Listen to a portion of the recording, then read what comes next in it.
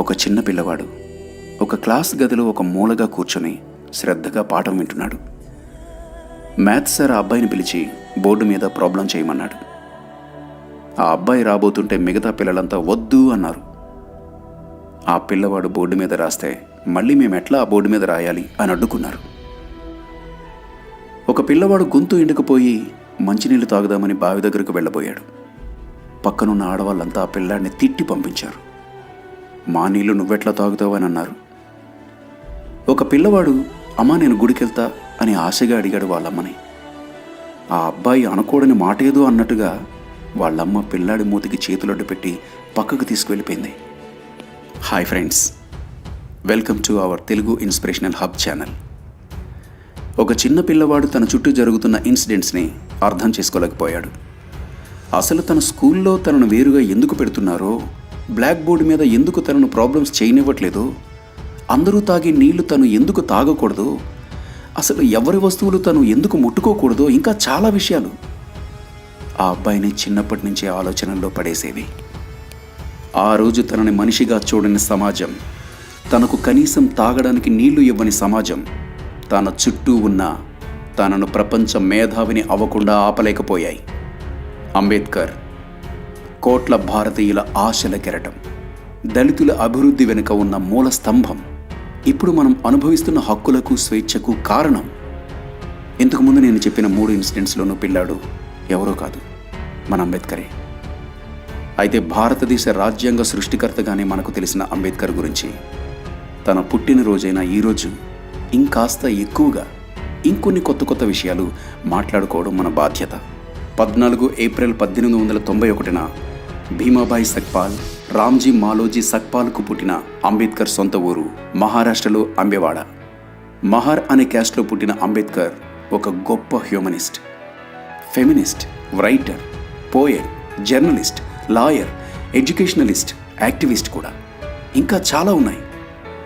ఒక అంటరాని వాడిగా పుట్టిన దగ్గర నుంచి ఇప్పుడు ప్రతి భారతీయుల చేత దేవుడిగా కొలవబడేంత వరకు ఆ మనిషి జర్నీ మనకు ఆల్ టైమ్ మోటివేషన్గా నిలుస్తుంది.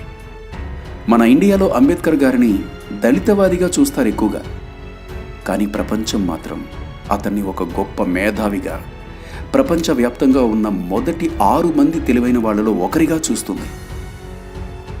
అసలు అంబేద్కర్ గారు మన దేశంలో చాలా వర్గాల వారి కోసం చాలా చట్టాలు చేశారు. కానీ మనం ఇవాళ అంబేద్కర్ గారిని కేవలం అట్టడుగు వర్గాల మనిషిగానే చూస్తున్నాం. ఆడవాళ్ళ కోసం, కూలీల కోసం, అసలు మొత్తంగా భారతీయుల కోసం చాలా చేశాడు. సొసైటీలో చెడు జరుగుతున్న ప్రతి చోట తను చేంజెస్ తీసుకొచ్చాడు. ఇండియా ముందుకు వెళ్ళడానికి ఒక అతిపెద్ద రాజ్యాంగం రాసిచ్చాడు. అంబేద్కర్ చిన్నతనం నుంచే ఎన్నో కష్టాలు పడి, చాలా ఇన్సల్ట్స్ని ఫేస్ చేసి, ఒక్కో మెట్టు ఎదుగుతూ ఇవాళ కొన్ని కోట్ల మందికి జీవితాలు ఇచ్చారు అనంటే ఈ జర్నీలో మనం నేర్చుకోవాల్సింది చాలా ఉంది ఫ్రెండ్స్. మనం చేస్తున్న పనిలో చిన్న డిస్టర్బెన్స్ వస్తేనే మనం ఆపేసి లైట్ తీసుకుంటాం. కానీ తను చేసే పనికి ఎన్ని అడ్డంకులు వచ్చినా పని అయ్యేదాకా వదలని కమిట్మెంట్తో ఉండేవారు అంబేద్కర్. ఆ కమిట్మెంట్ మనకు ఈరోజు చాలా అవసరం. అసలు మనం అంబేద్కర్ను ఎందుకు ఇన్స్పిరేషన్గా తీసుకోవాలో తెలుసా? బాంబే యూనివర్సిటీలో 1912లో BA డిగ్రీ చేసి అంటరాని కులాల్లోని ప్రజల్లో ఫస్ట్ గ్రాడ్యుయేట్గా నిలిచాడు. లండన్ యూనివర్సిటీలో తన 8 ఏళ్ల PhDని 2 సంవత్సరాల 3 నెలల్లోనే కంప్లీట్ చేశాడు. మనం ఇంత బాగా చదివే మనిషిని ఎక్కడైనా మళ్ళీ చూడగలమా? మనం ఒక 2-3 భాషలు మాట్లాడడానికి చాలా కష్టపడిపోతూ ఉంటాం కదా. కానీ ఆయనకు 9 లాంగ్వేజెస్లో కంప్లీట్ నాలెడ్జ్ ఉంది. ఎకనామిక్స్లో not only India level, Asia కాంటినెంట్లోనే ఫస్ట్ డాక్టరేట్ సాధించాడు. అంతేనా, ఇప్పటికీ కూడా ఎకనామిక్స్లో 2 డాక్టరేట్స్ ఉన్న ఓన్లీ పర్సన్ అంబేద్కర్ గారే. బారెట్లా గ్రేస్ ఇన్ లండన్ యూనివర్సిటీలో 1923లో చేసిన లా కోర్స్తో ఆయన ఇంటర్నేషనల్ లాయర్ అయ్యారు. కొలంబియా యూనివర్సిటీ ప్రకారం ప్రపంచంలోనే మోస్ట్ ఇంటలెక్చువల్ లీడర్గా అంబేద్కర్ గుర్తింపు పొందారు. అంతేకాదు, ఆక్స్ఫర్డ్ యూనివర్సిటీ ప్రకారం మొత్తం యూనివర్స్లోనే అతి గొప్ప ఉద్యమ నిర్మాత. CNN IBN హిస్టరీ ఛానల్ నిర్వహించిన సర్వే ప్రకారం ద గ్రేటెస్ట్ ఇండియన్గా గుర్తించారు అంబేద్కర్ని. ఇంకోటి తెలుసా, మనం 1-2 సబ్జెక్ట్స్కే తలనొప్పి తెచ్చుకుంటాం కదా. అంబేద్కర్ గారు ఏకంగా 64 సబ్జెక్ట్స్లో పర్ఫెక్ట్ మాస్టర్. అంబేద్కర్ రాసిన ఎన్నో బుక్స్ ఇప్పుడు చాలా కంట్రీస్కి ప్రాబ్లమేటిక్ సిచ్యువేషన్స్లో సొల్యూషన్స్ ఇస్తున్నాయి. తను నడిపిన ఉద్యమ సంస్థలు, న్యూస్ పేపర్లు అప్పటి బ్రిటిష్ సొసైటీలో ఇండియాకి ఫ్రీడమ్ మూవ్మెంట్లో చాలా యూజ్ అయ్యాయి. ఈవెన్ ఆఫ్టర్ ఇండిపెండెన్స్ చాలా ప్రాజెక్ట్స్కి అంబేద్కర్ గారి బుక్సే ఒక రెఫరెన్స్ సోర్స్గా పనిచేశాయి అండ్ ఇప్పటికీ కూడా చేస్తున్నాయి. బాబాసాహెబ్ తన జీవిత కాలంలో 527 స్పీచెస్ ఇచ్చారు. ప్రతి ప్రసంగం చాలా ఇన్ఫ్లుయెన్స్ చేసింది విన్నవారందరినీ. చాలా యూనివర్సిటీస్ అతనికి ఎన్నెన్నో అవార్డులు ఇచ్చాయి. ఇండియన్ గవర్నమెంట్ 1990లో భారతరత్నతో అంబేద్కర్ను హానర్ చేసింది. లండన్ యూనివర్సిటీ లైబ్రరీలో ఉన్న పుస్తకాలు మొత్తం చదివి గుర్తుపెట్టుకున్న ఒకే ఒక్క పర్సన్ బాబాసాహెబ్.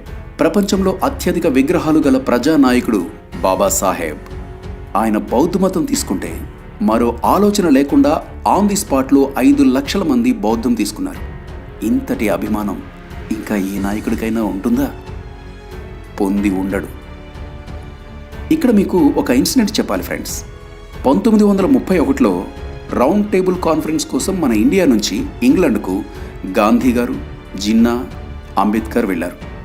అక్కడికి వెళ్ళాక మన వాళ్ళ ముగ్గురికి ఒకే చోట ఉండేందుకు గెస్ట్ హౌస్లు ఇచ్చారు. అప్పుడు అక్కడ జర్నలిస్టులు మన వాళ్ళ ఇంటర్వ్యూస్ తీసుకుందామని ముందు గాంధీ గారి దగ్గరికి వెళ్ళారు. రాత్రి 10 అవుతుంది. గాంధీ గారు గాఢ నిద్రలో ఉన్నారు. అటునుంచి ఇంకో రూము. రాత్రి 10 గంటలయింది. జిన్నా గారి దగ్గరికి వెళ్తే ఆయన కూడా పడుకున్నాడు. సరేలే ఒకసారి అంబేద్కర్ గారి రూమ్ని చూద్దాం అని వెళితే రాత్రి 2 గంటలు అవుతుంది. చిన్న వెలుతురులో అంబేద్కర్ గారు ఏవో పుస్తకాలు చదువుతూ కీ నోట్స్లు నోట్ చేసుకుంటున్నాడు. ఆ జర్నలిస్టులు ఒక్కసారి షాక్ అయి, ఏంటి సార్ ఈ టైంలో అని అడిగితే, నా దేశంలో చాలా ప్రజలు ఇంకా చైతన్యం అవ్వలేదు.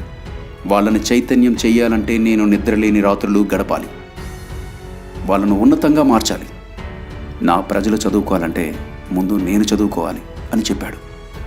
ఈ దేశ ప్రజల కోసమే తను రాత్రి పగలు కష్టపడి దేశ భవిష్యత్తును నిర్మించాడు.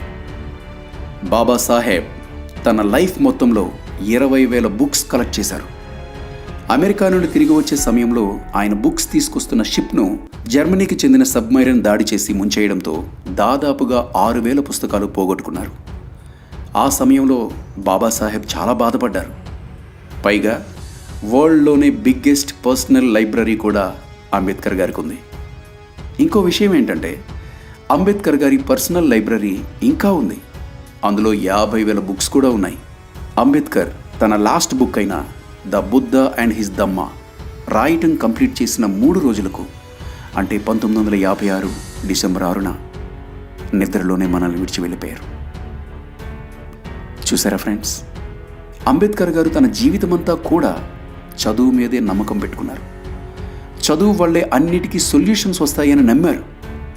లాస్ట్కి చనిపోవడం కూడా పుస్తకాలు రాస్తూనే చనిపోయారు. అంబేద్కర్ మన భవిష్యత్తు కోసం కలలు కన్నాడు. మన హక్కుల కోసం కష్టపడ్డాడు. మనిషిని మనిషిగా గుర్తించని సమాజాన్ని తీసేసి ప్రతి ఒక్కరూ గౌరవంతో బ్రతికే అవకాశాన్ని ఇచ్చారు. అలాంటి అంబేద్కర్ ఆశయాలను తీర్చాల్సిన రెస్పాన్సిబిలిటీ ఈరోజు మనకుంది. డియర్ ఫ్రెండ్స్, అంబేద్కర్ కోరుకున్న ఈక్వల్ సొసైటీని మనమే తయారు చేయాలి. మనమంతా ఇండియన్స్గా ఒక్కటిగా ఉండాలి. మన కాన్స్టిట్యూషన్ని కరెక్ట్గా ఫాలో అవడమే మోస్ట్ రెస్పాన్సిబిలిటీగా తీసుకోవాలి. బాబాసాహెబ్ విమెన్ కోసం కూడా చాలా చేశారు. Hindu code bill, women education and financial equality కోసం కష్టపడ్డారు. కానీ అది జరగనందుకు తన మంత్రి పదవిని వదిలేసిన గొప్ప వ్యక్తి అంబేద్కర్. మేల్కి ఈక్వల్గా ఫీమేల్కి కూడా శాలరీస్ ఉండాలి అని ప్రొటెస్ట్ చేశారు. విమెన్కి ప్రెగ్నెన్సీ టైంలో 8 వారాల స్పెషల్ మెటర్నిటీ లీవ్ ఇవ్వాలి అని చెప్పేసి అంబేద్కర్ గారే మొట్టమొదటిసారిగా పోరాటం చేశారు. ఫీమేల్కి వర్క్ ప్లేస్లో హైజీనిక్ ఎన్వైరన్మెంట్ క్రియేట్ చేశారు. ఇప్పుడు మనం మన వర్క్ ప్లేస్లో 8 గంటలు మాత్రమే పనిచేస్తూ ఫ్యామిలీకి టైం ఇస్తున్నామంటే కూడా అంబేద్కర్ చేసిన మూమెంట్స్ అండ్ ప్రొటెస్ట్సే కారణం.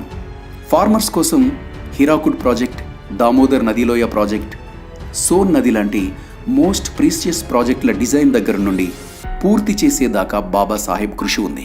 భారతదేశ చరిత్రలో అనుకున్న ఖర్చులో మరియు అనుకున్నంత టైంలో పూర్తయిన నీటిపారుదల జల విద్యుత్ ప్రాజెక్టులు ఇవే. మెరుగైన నీటిపారుదల కోసం central waterway and irrigation commission ఏర్పాటు చేశారు. ఇప్పటికీ సమస్యలు లేకుండా విజయవంతంగా నడుస్తూ దేశంలో విద్యుత్ సరఫరాలో కీలక పాత్ర పోషిస్తున్న గ్రిడ్ వ్యవస్థ బాబాసాహెబ్ ఆలోచనే. ఇప్పుడు నిరుద్యోగులకు అత్యంత సహాయకరంగా నిలుస్తున్న ఎంప్లాయ్మెంట్ ఎక్స్చేంజీలు బాబాసాహెబ్ స్థాపించినవే. భారతదేశంలో సాంకేతిక విద్య అందుబాటులో లేని కారణంగా నిరుద్యోగులను యూనిట్గా చేసుకొని ఐటీఐ లాంటి సంస్థలు ఏర్పాటు చేసి అవసరమైతే వారిని విదేశాలకు పంపి శిక్షణ ఇప్పించాలని ప్రపోజ్ చేశారు బాబాసాహెబ్. ప్రపంచ ఆర్థిక వ్యవస్థలను ఘోరంగా దెబ్బతీస్తున్న ఆర్థిక మాంద్యాలు కూడా భారతదేశాన్ని ప్రభావితం చేయలేకపోవడానికి ముఖ్య కారణమైన రిజర్వ్ బ్యాంక్ ఆఫ్ ఇండియా స్థాపన పూర్తిగా బాబాసాహెబ్ కృషి ఫలితమే. రిజర్వ్ బ్యాంక్ స్థాపన కోసం ఏర్పాటు చేసిన హాల్టన్ అండ్ యంగ్ కమిషన్ పూర్తిగా బాబాసాహెబ్ రాసిన the problem of the rupee, its origin and its సొల్యూషన్ని అనుసరించింది. ఎడ్యుకేట్ ఆర్గనైజింగ్ నమ్మిన అంబేద్కర్ పిల్లలుగా మనం కూడా మన ఎడ్యుకేషన్తో మన ప్రాబ్లమ్స్ని సాల్వ్ చేసుకుందాం. ఒక గొప్ప వ్యక్తి గురించి తెలుసుకున్న సాటిస్ఫాక్షన్ మీకు ఇప్పుడు వచ్చింది కదా. భారతదేశ సామాజిక ఉద్యమ పితామహుడు, ప్రపంచ మేధావి, నిజమైన ప్రజానాయకుడు బాబాసాహెబ్కు ఆయన 130వ జయంతి సందర్భంగా హృదయపూర్వకంగా ధన్యవాదాలు తెలుపుకుంటున్నాం. ఇలాంటి ఎన్నో ఇన్స్పిరేషనల్ లైఫ్స్ గురించి ముందు ఇంకా ఎక్కువగా తెలుసుకుందాం మై డియర్ ఫ్రెండ్స్. అంతవరకు stay tune, subscribe to our channel పేరు తెలుసుగా, Telugu inspirational hub. Thank you.